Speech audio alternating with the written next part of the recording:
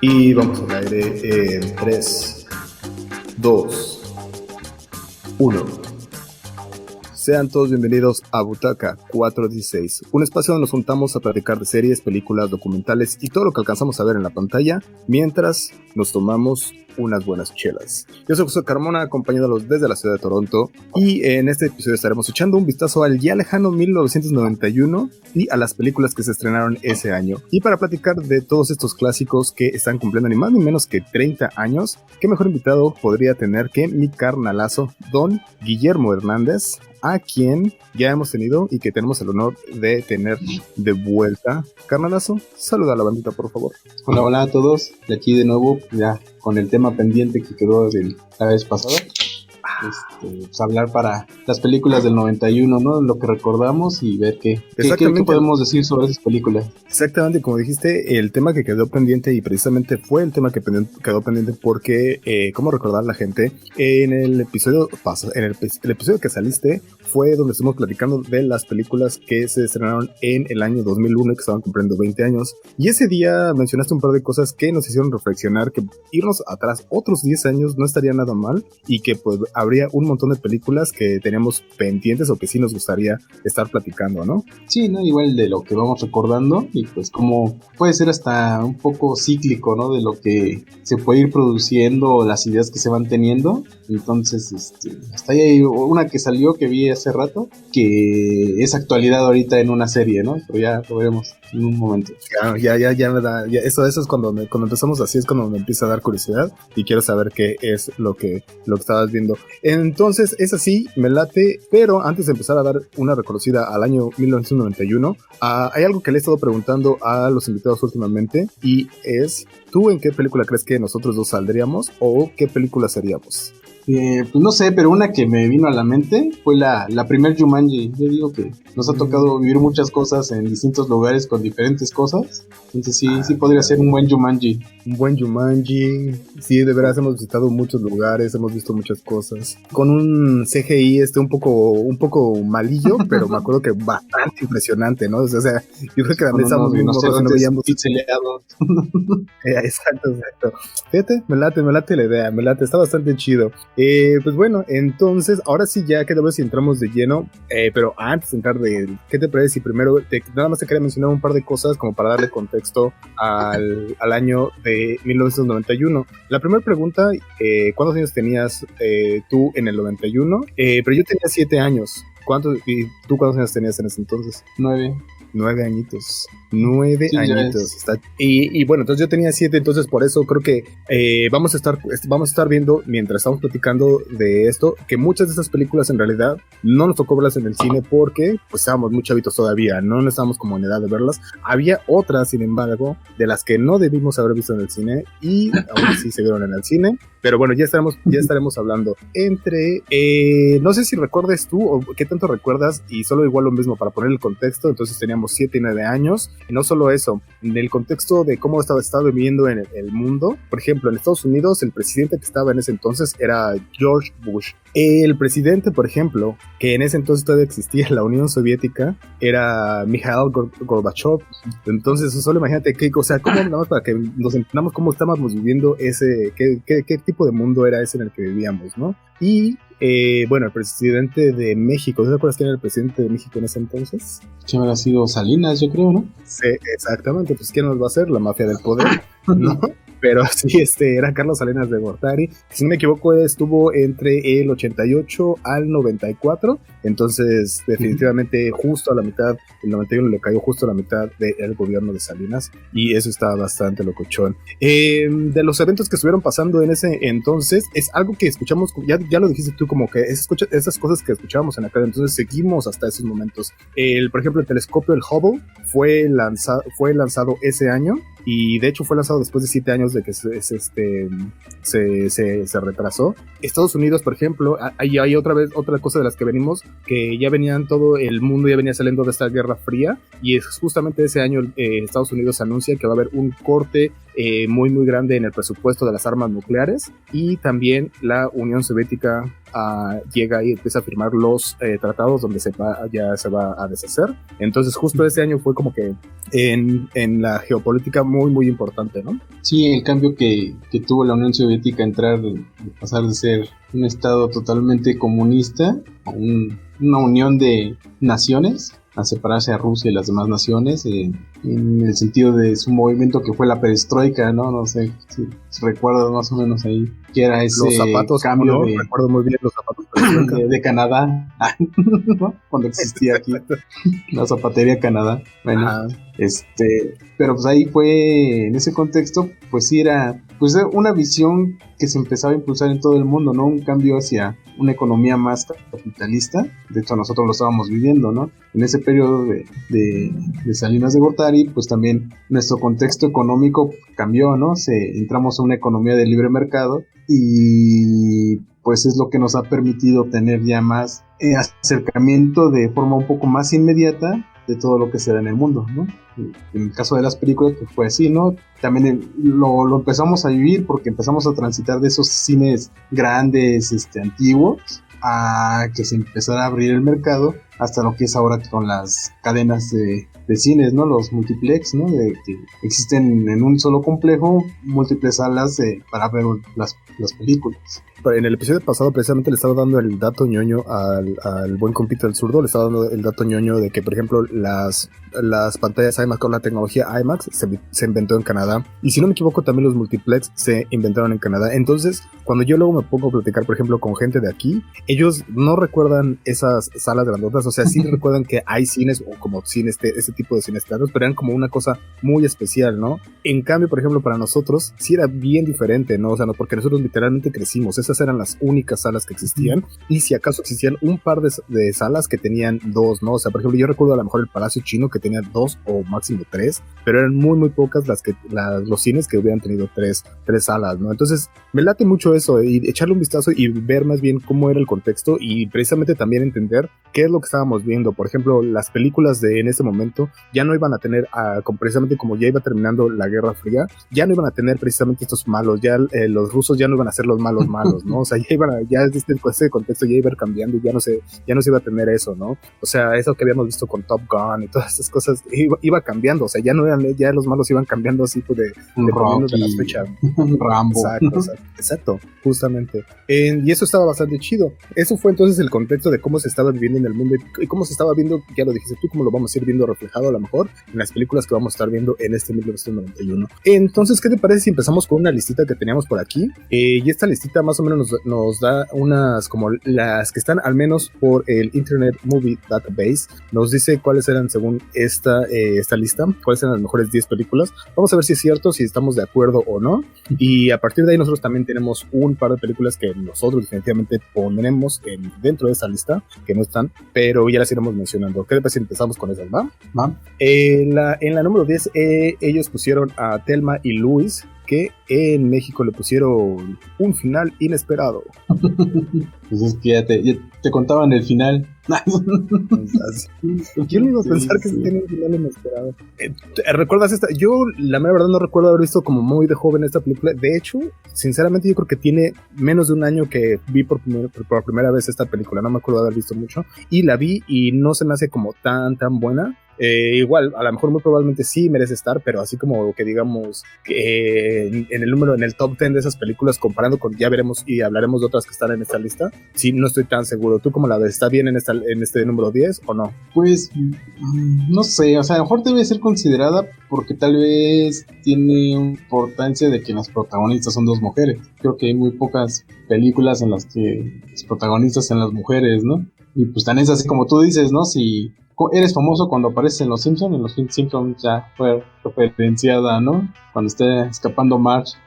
Entonces, pues creo que por eso puede ser la importancia, ¿no? Que se le puede dar. Porque en sí la historia, pues, no, pienso que es una película regular, te puede entretener, pero no es de esas que vas a andar repitiendo. Ajá, creo que también dentro de lo que tiene como que muy en particular esta película es que, por ejemplo, el director fue Ridley Scott, y lo que tú decías, que las protagonistas son mujeres, eran Susan Sarandon y Gina Davis. Por ahí hace una aparición Brad Pitt, no sé si te acuerdas tú que hace una aparición Brad Pitt, sale un poquillo en la película. Sí, cuando empezaba ya a dar roles, ¿no? Pequeños. Exactamente, bueno, esa era entonces la número 10, y en la número 9 estaba Capo de Miedo, otra, y creo que vamos a todas, muy probablemente todas estas van a estar referenciadas también por Los Simpson, afortunadamente, pero Capo de Miedo del director Martin Scorsese con Robert De Niro, Juliette Lewis, una muy jovencita Juliette Lewis. Sí, ¿no? Igual de esas artistas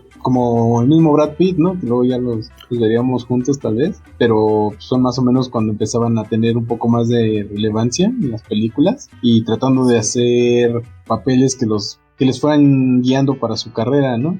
Y pues es una película de Scorsese donde trata de hilar una historia con un personaje principal y pues a partir de ahí pues ver el entorno, ¿no? De donde se desarrolla su historia, cómo lo afecta y cómo puede llegar a tener un final trágico o acercarse a algo así, ¿no? Robert De Niro siento que está haciendo un papel muy Robert De Niro ahí, ¿no te parece? Pues es que todos los papeles de Robert De Niro son de Robert De Niro. O ya sea totalmente serio o totalmente chistoso. Sí. Nada más tiene esas dos facetas, ¿no? Y de ahí no pasa, tiene razón. Por ahí ellos pusieron en la número 8, pusieron a Robin Hood, el príncipe de los ladrones, con Kevin Costner. Sí, en esta interpretación de historias clásicas infantiles que a lo mejor conocíamos por Disney, que pues todos a lo mejor recordamos el Robin Hood de animación, de caricaturas, que es un zorro, ¿no? Me parece. Es un zorro. Esta adaptación que se hace, creo que hasta la película es de Disney también, ya en live action, y te cuentan de cómo puede ser la interpretación con personajes reales en un entorno pues real y cómo pudo haber sido, ¿no? Esa historia. Y además con una producción bastante grande, lo cual se agradece porque hemos visto muchas interpretaciones de Robin Hood a lo largo de la historia, pero bueno, esta sí se notó que le metieron buen billete al cast, o que le estuvieron metiendo buen billete ahí en general. Sí, no, y a lo mejor el de empezar a poner la canción de la película, ¿no? Si no recuerdo que es de Seal, ¿no? La canción ahí con el video en MTV y todo, ¿no? Ajá, fíjate, tienes razón, no me acordaba de eso, tienes razón, 91. Híjole, no me acuerdo si veía MTV en el 91, la verdad, creo que lo dudo mucho, tenía 7 años, no creo que hubiera sido algo que hubiera estado viendo. Pero bueno, la que está en el número 7 es algo que muy probablemente sí hubiera visto porque sí era como película más hacia la familia Addams, Angelica Houston, Raúl Julia, Christopher Lloyd, y sí, muy buena película también. Esa sí tengo que me acuerdo mucho más, pues bueno, lo tienen el nombre, la familia Addams. Esa, según yo recuerdo, sí fuimos a verla al cine, las dos, la primera y la segunda. Yo la verdad te mentiría, de esta no me acuerdo. Hay unas más que sí, que ya mencionaremos más adelante, que sí recuerdo haberla ido a ver al cine. Esta en particular no me acuerdo. La mera verdad, yo pienso que esta sí está en número 7, se me hace que está muy alta, y no porque sea mala, porque además sí está muy buena, me late mucho la historia. Está entretenida y no sé, hay cosas en las que yo recuerdo, por ejemplo, cuando bailas la matrushka, ¿no? Ahí que según sale. Claro. Es la historia de que según encuentran al hermano perdido, ¿no? Entonces cuando baila la matrushka ya de verdad es cuando se recuerda, le vienen los recuerdos de que sí es él, ¿no? Que además es el doctor, él es Christopher Lloyd, es el doctor sí. de Volver al Futuro, o sea, ¿no? Sí, el doctor Brown, así, ¿no? Cuando me di cuenta, sí, se me hizo así como, ¿qué pasó ahí? A ver qué pasa. ¿No? Y aparte yo creo que si haces un top de parejas del cine, a lo mejor pues va a salir la interacción que tienen los esposos Addams, ¿no? Ah, sí, definitivamente. Angelica Houston y Raúl Julia, ¿no? Que Raúl Julia, yo creo que ha de haber muerto unos 5 años más tarde, después de que hizo esta película, por ahí. Murió muy joven Raúl Julia. La última película que hizo fue la de Street Fighter, y sí fue un poco trágico ahí que recuerdo que escuché la historia que él decidió hacer esa película de Street Fighter porque su hijo era muy fan del videojuego, y dice, él sabía que ya estaba enfermo y que era como lo último que le iba, o que algo que lo quería que lo recordara con algo que le gustaba mucho a su hijo, y por eso hizo esa historia. Entonces sí, no sé, a lo mejor unos 5 o 10 años después de que ella hizo esta película, Raúl Julia se fue, pero tiene razón, una pareja que además tienen un montón de encanto y se nota así como dices, ¡ay, qué buena onda!, ¿no? A pesar de que es una familia muy, muy rara comparada con la familia de cualquier familia, se notaba así como si era como muy cariñosos, un chingo de amor ahí, algo bastante chido, ¿no? Tienes razón. tiene mucha onda. Sí, sí, sí. Pasamos entonces al número 6. En el número 6 está Mi Primer Beso. ¿Qué podemos decir de esta? Pues es a lo mejor una de esas películas donde no tienes un final bonito, ¿no? Es un final que pasa algo trágico cuando... y que yo creo que no te lo esperas, o no sé, ¿no? Yo recuerdo también de las primeras veces que la ves y de, ¿en serio sí le pasó eso? Y también otro personaje, ¿no? Que dices, ese es mi pobre angelito, ¿no? ya después, ¿no? Analizándolo, pues también son de esos personajes que a lo mejor no, a la primera no recuerdas que es el mismo actor.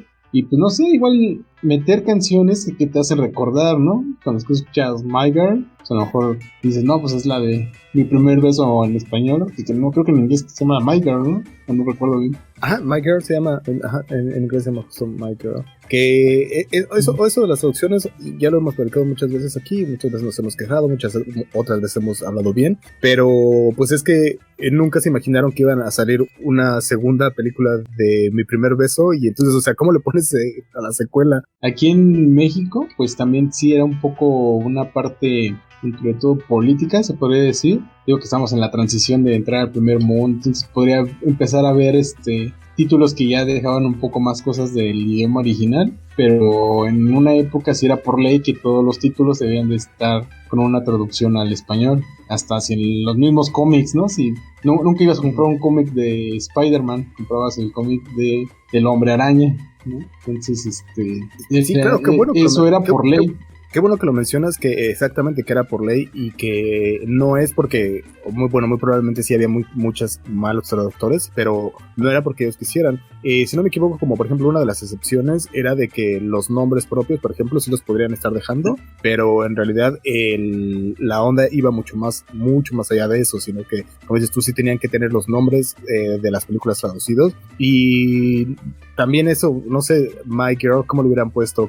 Pero otro en nombre. El contexto de la película es como mi chica, ¿no? O sea, mi chica porque es el papá que... Es la historia de un papá que le abandona a la mamá y se queda con la hija como padre soltero. Que también, si lo ves como que para esa época, pues es un tema un poco distinto a lo que... No te imaginarías precisamente ver una familia no te imaginarías ver una familia donde la mamá es la que abandona al papá, ¿no?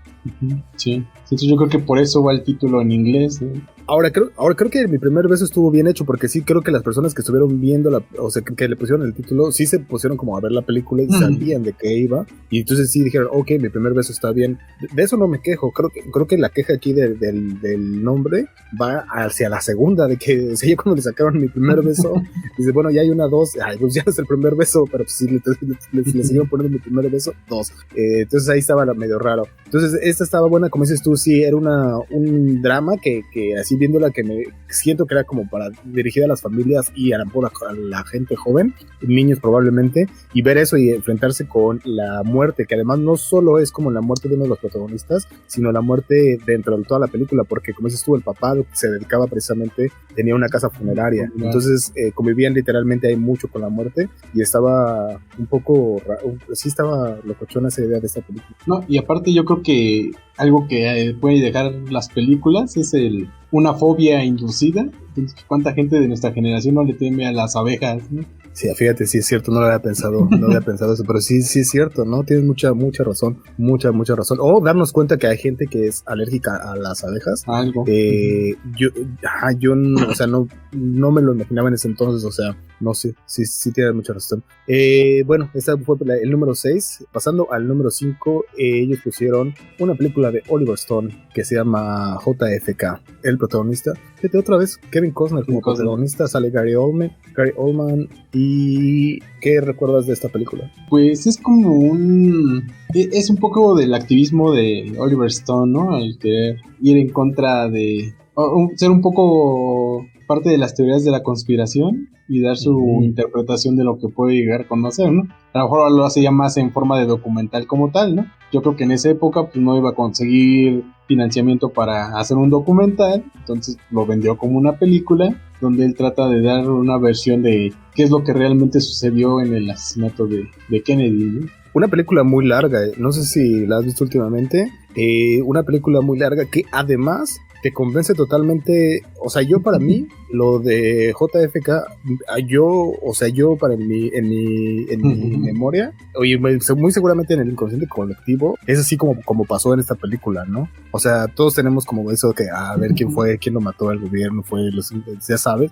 Como tú dices, estuvo bastante conspiranoica la película, pero también bastante chida, porque se ve que sí hizo su buena investigación mucha, ¿no? O sea, se ve que sí estaba muy clavado en el tema y que por eso decidió hacer la película. No sé, siento que para un niño súper aburridísima, porque digo que además son como 3 horas de política básicamente y de lenguaje de abogados, pero a mí sí me gusta mucho. Te digo que siento que a mí la historia de JFK todavía, de la muerte, de cómo murió Kennedy, todavía está en mi mente, justo como la ponen en la película.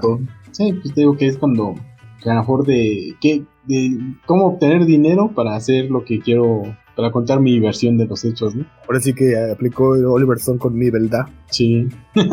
Esa fue la número 5. Entonces, en la número 4, una película para niños que a mí me gusta mucho. Esta sí recuerdo que la fuimos a ver al cine y a mí me gusta que esté en el número 4, aunque no estoy seguro si a mucha gente le gusta o tanta gente la recuerda tan bien como yo. Esta es Hook. La película la dirigió Steven Spielberg. Sale el actor principal es Dustin Hoffman, Robbie Williams, Julia Roberts. Nada más y nada menos 3 grandes actores en el 91 haciendo esta gran película de Hook, y que era una versión como no versión de Robin Hood, pero más bien como un what if, a lo mejor, o algo así. En estas épocas ya le llamaríamos un what if, ¿no? O algo así. No, pero es más bien un spin-off, ¿no? O sea, una historia fuera de la historia verdadera, porque en realidad es como la continuación de Peter Pan. Exacto, ¿no? ajá. Porque pues es Peter Pan, ese Peter Pan que tiene un motivo para regresar, y ahí que te dicen cuál era su motivo, ¿no? Pues él quería seguir viendo a Wendy, pero pues cada vez que regresaba, Wendy ya era más adulta. Entonces llegó el momento que él ya no quería separarse de ella y pues se quedó en el mundo real, ¿no? Entonces ya el mundo... Y se le olvida. Pues sí, que al final de cuentas, pues creo que te lo cuentan también en la película, ¿no? Que lo que hace que los niños sean siempre niños en nunca jamás, pues es el polvo de las hadas. Ajá. Por eso los piratas sí son adultos y los niños perdidos siguen siendo niños siempre. Muy buena historia, a mí me gustaba mucho. Me acuerdo que además le metieron también mucha mercadotecnia. Había juguetes, había muchos pósters por todos lados. Ropa no me estoy tan seguro, pero sí, o sea, sí me acuerdo que era muy, muy famosona la película. Y sí, o sea, después de saber la historia y volver, como dices tú, saber este Robin Hood que habíamos visto a lo mejor en caricaturas o en cuentos para niños, y verlo después con estos adultos, sí estaba muy locochón. Además con estos grandes actores, ¿no? Volvemos a lo mismo, que es Dustin Hoffman como el Capitán Garfio, Robin Williams como Peter Pan y Julia Roberts como Campanita, ¿no? Sí, no, y te digo que también es parte del contexto, ¿no? Porque es una película de Disney y nosotros ya entrábamos como economía abierta, entonces pues toda la mercancía que se hacía del otro lado de la frontera pues, ya puede empezar a pasar más libremente, y ya tenía menos restricciones, por eso es que se llenó de repente de juguetes, ¿no? Así. Fíjate, eso es muy buen contexto, tienes razón, porque además de lo que ya hemos platicado, qué bueno que lo comentaste, de lo que ya hemos comentado, otra cosa también cuando yo le platico a la gente que era como que cuando éramos niños no teníamos esos dulces tan conocidos como Snickers, M&M's y todas esas cosas, y que esos solo se podían conseguir como productos de importación, que lo más seguro es que los encontrabas a un precio muy caro y que la gente normal no andaba comprando ese tipo de dulces. Sí, como que le saca mucho de onda, ¿no? Y luego, eso es una, pues, pero estaba la otra de, como dices tú, películas que llegaban 2 años después, la tecnología que iba también muy atrasada. O sea, por ejemplo, aquí yo cuando me platico con Karen, mi esposa, que es de la misma edad que de nosotros, pero le digo, no, pues es que cuando estaba la tecnología entre la beta y la VHS, entonces ella dice, aquí nunca hubo beta, ¿qué es eso? O sea, pura VHS, o sea, ya había como cosas así dentro de la tecnología que sí iban definitivamente la gente más avanzada, ¿no? Y los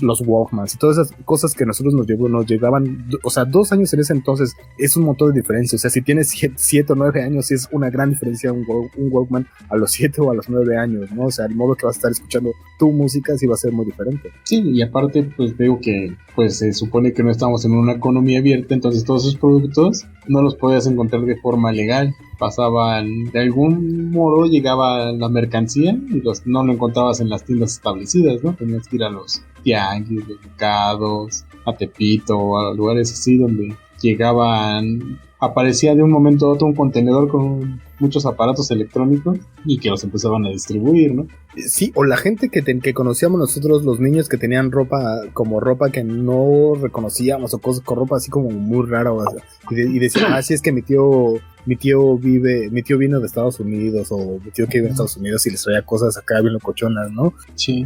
Entonces te digo que, pues, que es lo que aprovecharon también estas empresas, pues, de que hacer un contexto donde estaba toda la mercadotecnia, pues empezar a generar juguetes y a mandarlos, ¿no? A distribuirlos. Ya, si existía un nuevo mercado más amplio, pues habría que aprovechar. Está chido.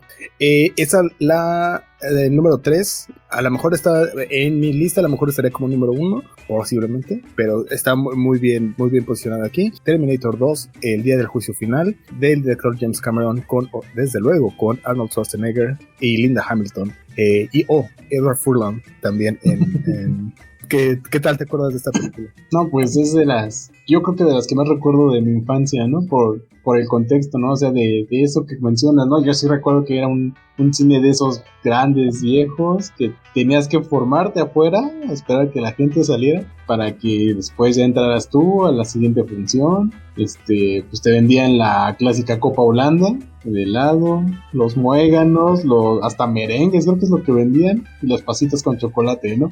Creo que eran todos los dulces que había en la dulcería. Había intermedios en las películas.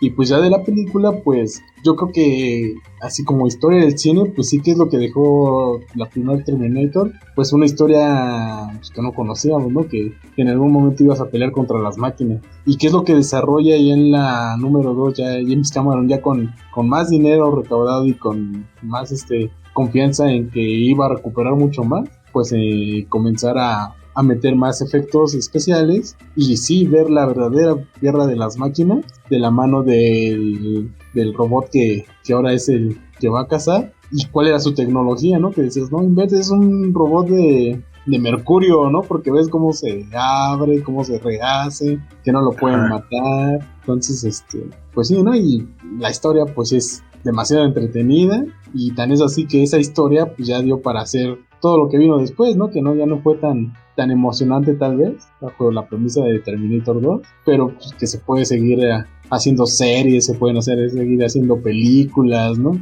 Referencias, las frases icónicas, ¿no? De la película. Todas esas frases icónicas, I'll be back, hasta la vista, baby, todas esas frases, sí están o no sé, ahora he visto mucho de lo de los memes, ¿no? De tu familia tal, no, pregunta por teléfono, tu familia está muerta. Sí, es cierto, tienes razón, dan para mucho meme esta. Yo recuerdo una cosa, que el día que tú fuiste a verla al cine, yo no pude ir al cine por güey, ¿no? O sea, ya la historia es muy larga y ya la he contado muchas veces, pero yo no pude ir contigo porque tú fuiste con unos amigos. Yo no pude ir no fue por otra cosa más que por menso. Muy seguramente a nuestra edad no hubiéramos podido haber entrado, pero afortunadamente tú con los amigos que ibas, o en México además, como que el que paga, con tal de que paguen, no importa qué edad tengan, y pudieron entrar. No creo que nadie haya preguntado ni siquiera si estaban muy niños para haber entrado o no a ver la película. Pero lo que más recuerdo de esta película es el modo en que cuando tú regresaste y me contaste la historia, estabas así muy impresionado y yo me quedé así de no, ma. Y yo no me acuerdo, por ejemplo, si después, en ese entonces yo creo que no, estoy segurísimo más bien que no había Blockbuster, o sea, eran las películas en el videocentro. Yo no recuerdo que se hayan rentado esa película, a lo mejor sí, yo no me recuerdo. El modo que yo lo recuerdo es que me tuve que haber esperado a ver la película, o sea, no en el 91, ya todo menso no fue a ver en el 91 al cine.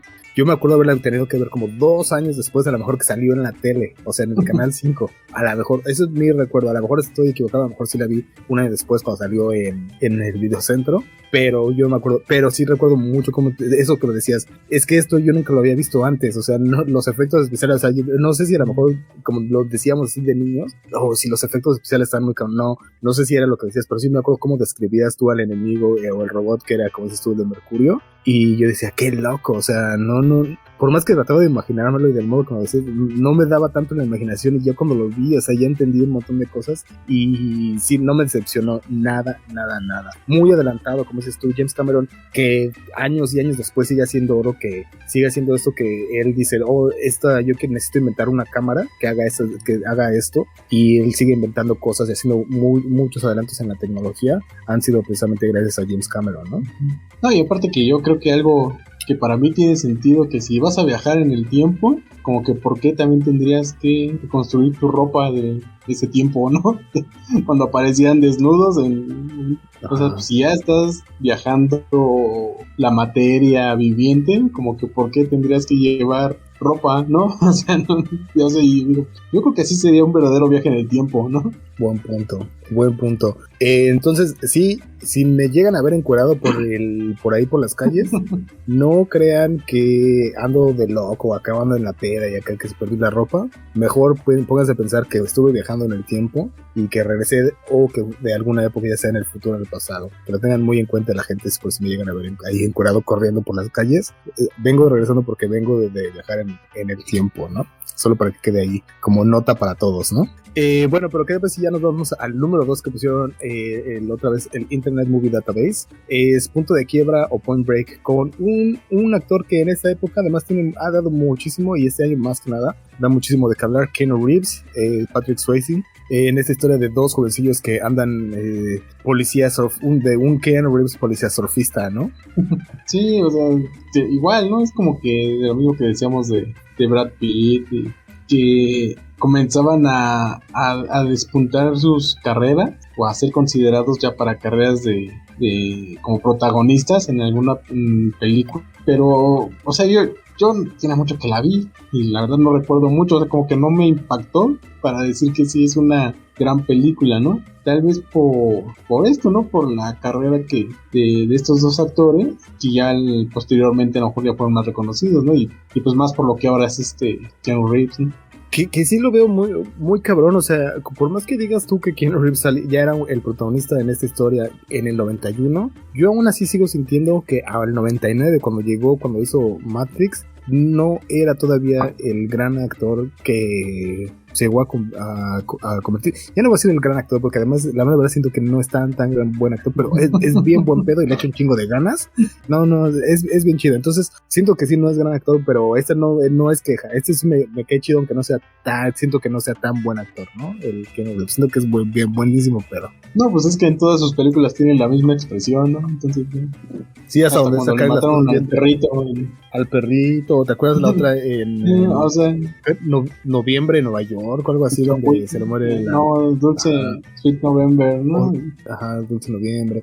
Sí. Pero bueno, Point Break, la mera verdad, sí, siento que está altísima aquí para cómo la pusieron aquí. Vuelvo a lo mismo, no creo que sea mala la película, pero creo que tampoco no creo que estuviera tan alta. Ahora, por ejemplo, sé que hay hicieron una versión hace posiblemente como unos 5 o algo así de años, que esa sí es mala, pero o sea, es mala. Es cuenta que tenía el mismo presupuesto que le habían metido a esta 20 años después, y con malos actores y malas actuaciones. Entonces, ahorres esa si la llegan a ver, pero pueden ver si la llegan a topar en la tele o ahí en alguna plataforma. Con toda confianza la pueden ver. Llegamos a la que tienen ellos en número 1. No sé si tú vas a estar de acuerdo con esta película o no. Seguramente sí, definitivamente sí estaría en el top 3 o 5 de este año.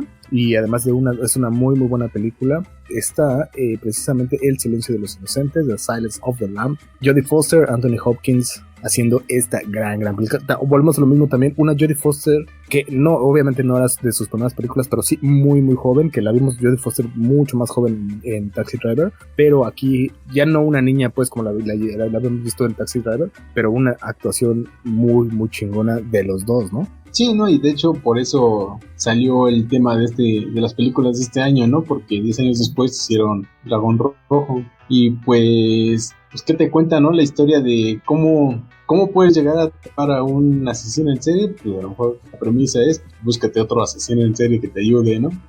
Porque pues básicamente la película no se trata de Hannibal Lecter, ¿no? O sea, sí está ahí como protagonista masculino, Pero en sí, si ves la historia, pues es la historia de ella, de cómo está investigando a asesino serial, está suelto, ¿no? A este Buffalo Bill. Ajá. Entonces que le dice, no, pues ¿sabes qué? Es que necesitamos ayuda de alguien y pues creemos que solamente otro loco más loco nos puede ayudar. Y pues eso, ¿no? O sea, yo el otro día escuchaba unos comentarios que decían, pues es que no te dan, nunca te muestran qué es lo que hace Hannibal Lecter, pero todo el mundo le tiene miedo y todo el mundo te cuenta qué es lo que puede llegar a hacer. Entonces, pues es así una película totalmente de suspense, en realidad el miedo que te causa este personaje no es por lo que ves que hace, sino por lo que los demás dicen que hace, ¿no?